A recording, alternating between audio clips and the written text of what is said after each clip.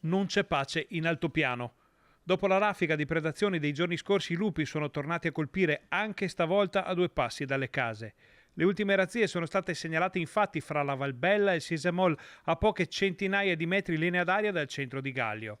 Sotto le fauci dei selvatici sono caduti 2 capi di Marino Rigon, noto allevatore e ristoratore del posto, che sta valutando di riportare tutti gli animali nella stalla per evitare altri guai. Stiamo anche valutando di scaricare il pascolo, insomma, perché non si può, cioè, nel senso, 2 giorni, 2 in 2 giorni, non si può rischiare di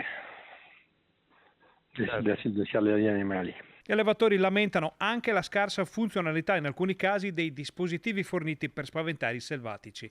Dissuasori antilupo che emettono suoni, rumori e luci e che dovrebbero tenere lontani i branchi dal bestiame, ma che spesso non servono a niente. I dispositivi che ci hanno dato la regione, sono 2 o 3 dispositivi come neanche che ci sono, perché sono lì che funzionano, ma probabilmente ai lupi non interessa niente, perché c'è proprio là vicini, a 50 metri, anche qui, non servono a nulla. Questa ennesima doppia predazione spaventa l'altopiano e sono sempre di più gli allevatori che sono propensi a chiudere le malghe anzitempo per tenere al sicuro vacche e manze, e tutto il territorio continua a chiedere un intervento che non arriva.